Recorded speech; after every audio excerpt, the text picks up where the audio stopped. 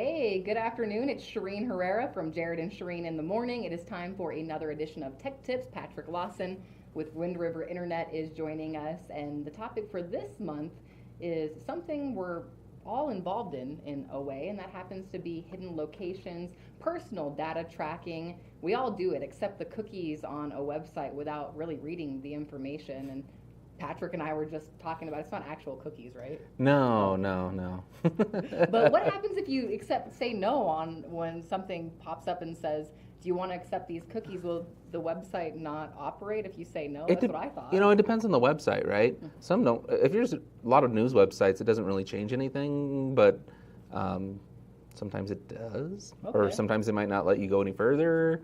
Um, Sometimes they store your preferences and things in those cookies, so, and also the ads, and that's what we're talking about today. So with personal data tracking, hidden location, and what data can companies actually track and what data can they not track, even though some are probably doing so illegally. And we're also going to talk about some of the top apps that are actually taking probably more data than you think. Yeah. So back to the cookies real quick. So there's authentication cookies, which are, keep you signed into a website when you click the little checkbox that says, remember me, so you don't have to keep signing in over and over again. And I don't know if you're paranoid and you think somebody's going to get onto your account and pretend to be you, like if it's in an open area or something, then yeah, obviously you don't want to accept it and you don't want to hit the save check mark. But that's where it stores that as in a cookie. So if you don't accept the cookie, it can't store that data. So this kind of has a cookie jar Yeah. inside of Yeah. the computer. I love the analogy of cookies, but honestly, learning more about some of the data that companies are tracking has me a little leery on actually accepting some of the cookies on some websites. And like Patrick mentioned, some of them will actually continue just fine 100% without accepting that, and so therefore they're not able to actually track your data. Yeah, like Facebook. So like the top 5 are like Facebook, Instagram, TikTok, Twitter, and then like dating websites. And they track a lot of things. Like they track facial recognition, which I didn't even know was legal. And there's like a whole other side of what goes on with facial recognition. They can actually track your contacts through facial recognition. Wow. I read that on the thing you gave me. Oh, wow. You read more than I did. But they track your background, like what's behind you, like where you might be, And it says also your object, contacts. like if you're drinking a brand name beverage. But no, honestly, they're tracking a lot more than you think. And like Patrick mentioned, they're getting that logo in the background, that mountain or whatnot in the background as well, or your face with the facial recognition. And there's a lot more websites that use facial recognition than we know. Things are changing and ever evolving in the world of the wonderful World Wide Web. But I think it's important to protect yourself, and that's where Patrick comes in with Wind River Internet and talking about some of these ways where you know what's getting tracked and you know what apps are tracking you, mostly all of them. I was told once that if you're not paying for the product, like Facebook's free, right, then you are the product. So that's how they make their money, right, with ads. That's a good point. So if you're opting out of it, and you're also opting out of contributing to your content providers. So things that are free that are supported by ads. If you opt out of the ads and the tracking, you're also opting out of their ways of making money. So you might want to keep that in mind too. And it's usually very, I wouldn't say anonymous, but they kind of lump it all together. They're like, this particular website tracks, a certain demographic, age group, and a certain area, region, and all that kind of stuff. But yeah, Facebook, that's how they got so big and so rich, is they track a lot.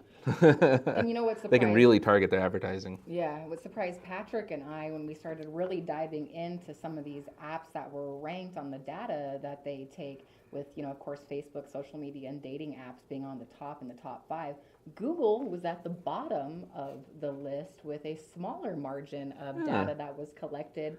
And even going to Google Maps, that is constantly tracking your location if you're using it, they're only using, I think, 23 to 29%, while Facebook is 79%.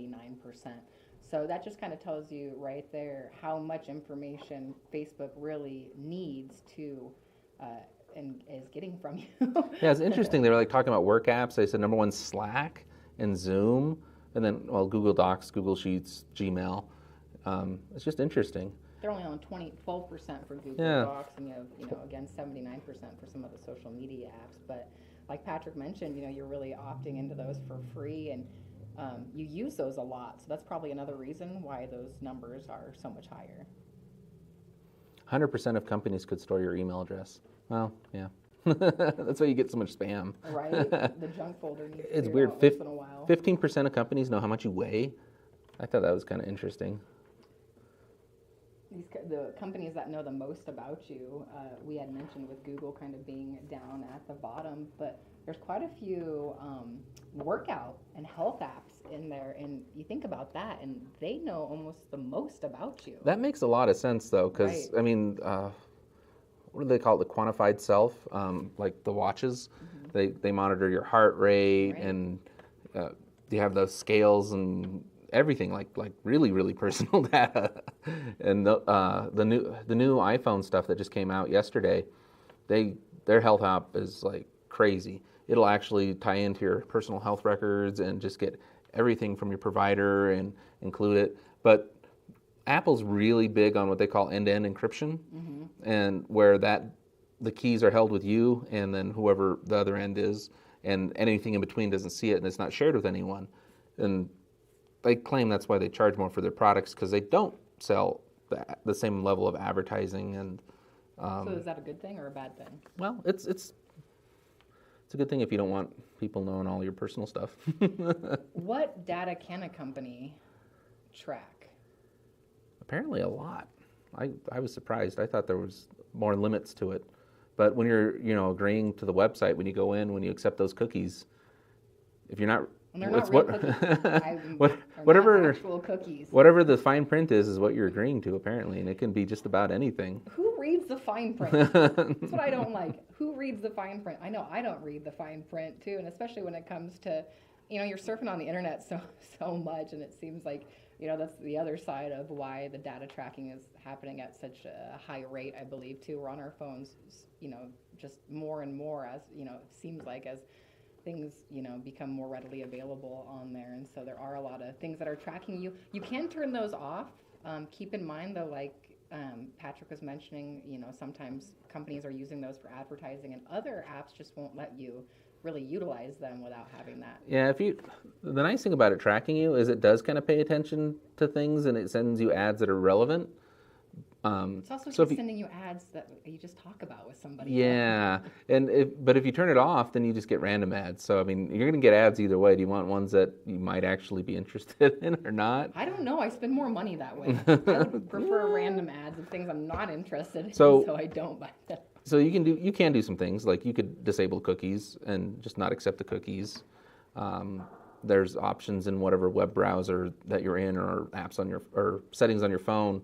But it may limit what you can do on your phone and what you can see and what websites you can get to. So there's that. There's also VPNs, which are like there's a slew of them. I'm not going to say any by name, but you can pay about $10 a month for one, and it'll connect you to a server somewhere else in the United States or in the world, so that you can view content that's geographically restricted because of the way that their rights are. So you can watch different shows on Netflix that are only available in certain countries and things like that. But people also use it so that you aren't tracked.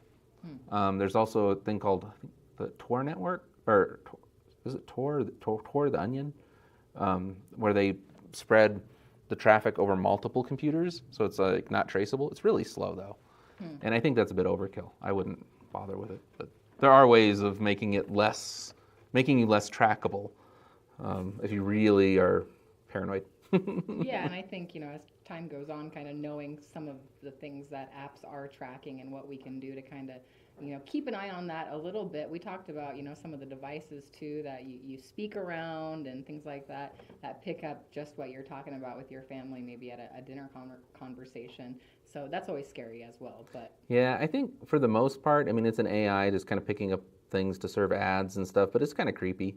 What about software? What about like, virus software? Does that obviously help with any kind of data tracking or? A lot of them do. They have options in the settings so that you can, clean the cookies and filter out certain types of targeted advertising and stuff and tracking. And there's ad blockers that you can get. I don't know. A lot of times they break whatever you're looking at.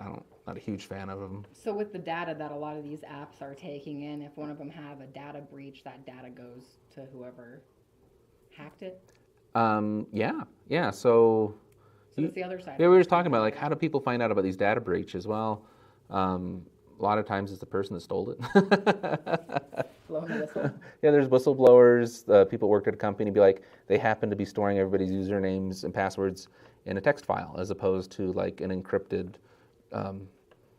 file that nobody can actually see with a hash, or really the security is just limited, and there's various reasons why the security wasn't as good as it should have been. A lot of the good companies, they do what they call bug bounties, and they'll actually pay like white hat hackers, good hackers, money if they find these vulnerabilities or insecurities in their systems, or like the data breaches, and they'll pay them. They'll be like, here's $100,000. Thank you for finding that and not telling everybody about it. We want the good hackers. Until it's fixed, and then they can be like, oh yeah, it happened, but we already fixed it, and it's not going to happen again. Right. Yeah. Well, there's a lot to know when it comes to personal data tracking. Big Brother. Oh yeah. So there's a whole side of that, but it's nice to just be reminded on how much, and just honestly, I learned so much about how much social media and dating apps are using your data, obviously for various reasons, opposed to things we use maybe even more so commonly as Google Maps and things of that nature. Yeah, obviously they wouldn't really work if you didn't give them your personal information, right. Or if you give them the wrong personal information, then the other person might not be so happy with you. It did show. I will give you a tip. If you are single and you are using a dating app, it said that you can, if you put a pet in a picture, you're more likely to get dates or swiped on or whatever that is. Anyway, interesting. I just read this whole awesome article about all of this stuff and this data, and they use all kinds of different methodology when it comes to tracking some of this data to give us the information about the data. It's all about the data. Patrick, anything else? Do we have any questions, Wyatt? We do have one. Somebody asked, is there data limits and is there throttle data speeds? And is there a contract? No to all of those for Wind River Internet. There is a monthly user agreement, but it's not like a yearly contract or anything. What you pay up front for the install in the first month, that's it. You're not obligated to pay anything beyond that. I know we get a lot of questions about fiber optics too, and the fiber. Patrick and I were talking a little bit about that. Any updates? Any updates? Yes, updates. We're trying to think of how detailed I can get or not get. Basically, we need to hire. We need to hire some people. So stay tuned on County 10 and our website, Wind River Internet. We'll be posting job positions.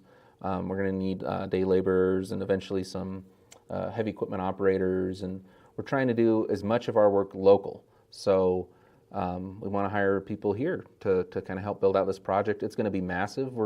We've got about 1,000 homes passed that are capable of getting gigabit internet right now. Sweet. Or even 10 gigabit internet for businesses, and it's going to go to 6,000 homes passed here in the next couple years.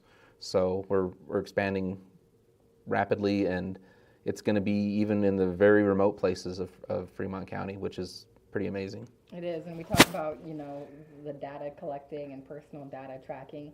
It's so important to have the ability to have the internet and have that resource. And so looking forward to finding out more with Patrick Lawson and Wind River Internet. Anything else about Big Brother, the data, and all of that and more?